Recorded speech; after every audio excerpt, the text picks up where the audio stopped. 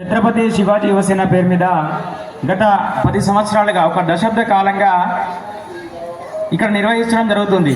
అసలు ఈ కార్యక్రమాల ఉద్దేశం ఏంటంటే చాలామంది కూడా ఏదో ఎంటర్టైన్మెంట్ ప్రోగ్రాంలే అని వచ్చేటువంటి ఉంటారని చెప్పేసి అనుకుంటున్నారు. కాకపోతే ఏంటంటే దీనివల్ల మనలో ఉన్నటువంటి ఐక్యత పెరిగేందుకే ఈ హిందుత్వాన్ని మనం ఎక్కడైతే మనకు ఇబ్బంది కలుగుతుందో అక్కడ మనందరం కూడా కలిసి ఉన్నప్పుడే మన మీద ఎవరైనా దాడి చేయడానికి కానీ ఏదైనా ఇబ్బంది పెట్టడానికి కానీ రావడానికి విముఖత చూపిస్తారు. ఇప్పుడు మనం ఇక్కడ ఈ సమూహం ఏదైతే ఏర్పడిందో మనందరికీ కూడా రేపు జరగబోయేటువంటి సంఘటనల పట్ల మనందరి ఐక్యతనే చూపెడుతుందని చెప్పేసి భావించేటువంటి కార్యక్రమే ఈ మహాశివరాత్రి ఛత్రపతి యువసేన నిర్వహిస్తున్నటువంటి కార్యక్రమంగా నేను భావిస్తున్నాను. మనం ఇంకొక విషయం గుర్తుంచుకోవాలి, రేపు ఏదైనా కూడా మన పిల్లల పట్ల భవిష్యత్తుని మనం ఆలోచించుకున్నట్లయితే ఇప్పుడున్నటువంటి కట్టుబాట్లు, ఇప్పుడున్నటువంటి ఏదైతే ఫ్యాషన్ ఉందో ఈ ఫ్యాషన్ని మనం ఒక హిందుత్వం అనే పేరు మీద మనం అందరం కూడా వదిలేస్తున్నాం.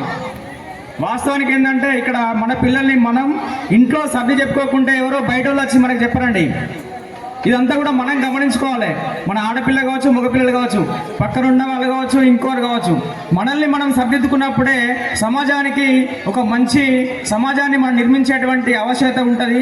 కాబట్టి పిల్లల్ని మీరు తల్లిదండ్రులుగా మీరు తీర్చిదిద్దుకునేటువంటి ప్రయత్నం ఏదైతే ఉందో ఖచ్చితంగా రోజు పొద్దున్న నుంచి సాయంత్రం వరకు వాళ్ళ యొక్క మెంటాలిటీ అంటే వాళ్ళు ఏ విధంగా ప్రవర్తిస్తున్నారో అవన్నీ కూడా గమనించుకున్నట్లయితేనే మీకు ఉత్తమ పౌరులుగా అంటే రేపు సమాజంలో ఉత్తమ పౌరులుగా తీర్చిదిద్దినటువంటి ఒక ఆవశ్యకత ఏర్పడుతుంది. లేదు అంటే మాత్రం ఇప్పుడు చూస్తున్నాం చాలా సందర్భాల్లో వేరే వేరే చోట్ల డ్రగ్స్ పట్ల అలవాటై చిన్నపిల్లల కాంచెల్లి పెద్దవాళ్ళ దాకా కూడా దానికి అలవాటుపై వాళ్ళ జీవితాన్ని వాళ్ళే నాశనం చేసుకుంటున్నారు. అంటే దీనికి కారణం ఎక్కడో కాదండి, మనం తల్లిదండ్రులుగా మనం ఏదైతే ఉన్నామో మన పిల్లల పట్ల మనం అశ్రద్ధ చేయడమే అని చెప్పేసి మీరందరూ కూడా గుర్తుంచుకోవాలి ఖచ్చితంగా. ఇది విషయం ఎందుకంటే ఇది చిన్న విషయమే కావచ్చు, మన పిల్లల్ని మనం సరిదిద్దుకుంటలేమా మంచిగా చూసుకుంటలేమా అనిపించుకుంటవచ్చు. కానీ వాళ్ళు బయట తిరుగుతున్న సందర్భంలో వాళ్ళు ఏదైతే వాళ్ళ నడవడిక ఏదైందో ఇంటికి వచ్చిన తర్వాత కూడా అట్లే ఉంటుందో బయట కూడా ఎట్లా ఉంటుందో ఒకసారి గమనించుకునే ప్రయత్నం చేయండి. ఇక్కడ ఈ ప్రోగ్రామ్ ఏదైతే ఉందో ఇది ఎంటర్టైన్మెంట్ ప్రోగ్రామ్ అసలుకే కాదు.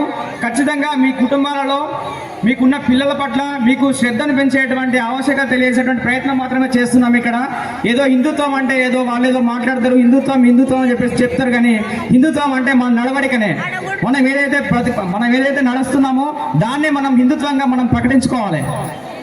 మనం ఇక్కడ ఇంకొక విషయం గుర్తుంచుకోవాలి, ఎవరో వస్తే ఏదో చెప్తే మన ఇనుడు కాదు, మనకున్న కట్టుబాట్లు ఏవైతే ఉన్నాయో అవన్నీ మనం పాటించినట్లయితేనే మనం ఇక్కడ మనం పౌరులుగా నడవడిక జరుగుతుంది. ఇప్పుడు మనం ఏదైతే ఇంతకుముందు మనం చెప్పినట్టుగా ఎక్కడో ఏదో సందర్భంలో జరిగితే మనకేమైతే అని చెప్పేసి మనం ఎప్పుడైతే వెనుకాడు చేస్తామో అది రేపు మన ఇంట్లోనే జరగచ్చు, మనకే జరగచ్చు. కాబట్టి ఇక్కడ మన పిల్లల్ని మనం ఎంత శ్రద్ధగా మనం తీర్చిదిద్దుకోవడానికి ప్రయత్నం చేయాలి. ఇంతకుముందు మన పిల్లలు డ్యాన్స్ చేసిరు, ఏది కూచిపూడి నృత్యం కావచ్చు, భరతనాట్యం కావచ్చు, అది వాళ్ళ తల్లిదండ్రులకు ఉన్నటువంటి ప్యాషన్. అది రేపు వాళ్ళ భవిష్యత్ తరాలకు వాళ్ళ పిల్లల్ని వాళ్ళు చూపించుకుంటారు. అమ్మ నువ్వు 13 సంవత్సరాల్లో 5 సంవత్సరాల్లో మీరు ఇట్లా డ్యాన్స్ చేసిరు. ఎందుకు అంటే మన పిల్లలకు మనం నేర్పించినటువంటి సఖ్యతనే రేపు వాళ్ళు ఉత్తమ పౌరులుగా తీర్చిదిద్దేందుకు ఉపయోగపడుతుంది. కాబట్టి ఇట్లాంటి కార్యక్రమాన్ని మీరు వీక్షించేందుకు వస్తున్నందుకు చాలా ప్రత్యేకంగా ధన్యవాదాలు. అలాగే ఈ కార్యక్రమంలో గత 10 సంవత్సరాల నుంచి కూడా మేము కూడా ఇందులో భాగస్వామ్యం అవుతుంది నడుస్తున్నాము. ఇది ఇంకా మీరంతా కూడా ఆదరిస్తేనే ఇది కంటిన్యూ అవుతుంది. అలాగే సేవా కార్యక్రమాలు ఛత్రపతి యువసేన పేరు మీద చాలా జరుగుతూనే ఉంటాయి. మీరందరూ కూడా గమనిస్తున్నారు. మనల్ని మనం రక్షించేటువంటి ప్రయత్నం చేస్తేనే మన సమాజం బాగుపడుతుంది, మనం కూడా బాగుపడతాం. జై హింద్, జై భారత్, భారత్ మాతాకి. ధన్యవాదాలు అరుణ్ గారు. చాలా